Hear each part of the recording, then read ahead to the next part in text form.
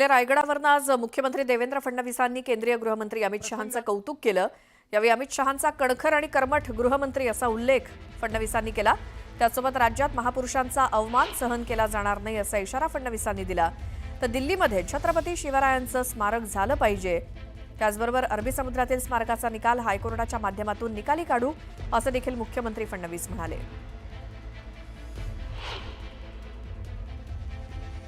आमच्या उदयन महाराजांनी काही मागण्या देखील या ठिकाणी केलेल्या आहेत। महाराजांची आमची चर्चाही झालेली आहे। त्या संदर्भात जी योग्य कारवाई करायची आहे ती तर आम्ही करणारच आहोत, कारण आमचं सगळ्यांचंच मत आहे की महापुरुषांचा अपमान, छत्रपतींचा अपमान करणाऱ्याला तर टकमक टोकावरनच लोटून दिलं पाहिजे।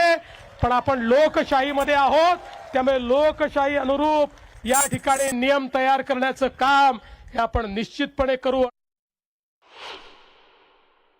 या ठिकाणी अरबी समुद्रातलं जे स्मारक आहे ते सुप्रीम कोर्टात अडकलं, पण आता सुप्रीम कोर्टाने ते हायकोर्टाला पाठवलंय।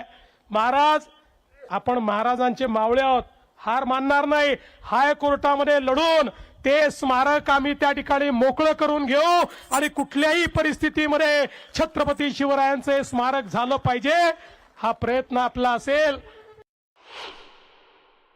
मैं आदरणीय गृह मंत्री जी से इतना ही निवेदन करना चाहता हूं कि हमारे उदयन महाराज ने जो बात कही वो बात बहुत महत्वपूर्ण है कि दिल्ली में भी छत्रपति शिवाजी महाराज का एक राष्ट्रीय स्मारक होना चाहिए। उसके लिए हम आपके पास आएंगे और आपकी मदद लेकर वहां पर उचित स्थान पर ये राष्ट्रीय स्मारक तैयार करने का हम प्रयास करेंगे। आपले देशाचे आपले लाडके प्रधानमंत्री माननीय मोदीजींनी आपल्या छत्रपती शिवरायांच्या 12 किल्ल्यांना युनेस्कोची हेरिटेज साइट म्हणून, विश्व हेरिटेज म्हणून त्या ठिकाणी नॉमिनेट केलेला आहे।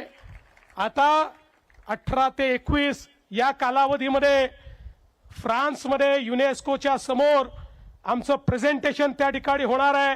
मी आणि आशिष शेलार आम्ही त्या ठिकाणी जाणार आहोत आणि मला विश्वास आहे की आपले 12 महाराजांचे किल्ले हे आता केवळ भारताचे नाही तर विश्व वारसा म्हणून त्याला त्या ठिकाणी मोदीजींच्या पुढाकाराने एक दर्जा प्राप्त होईल।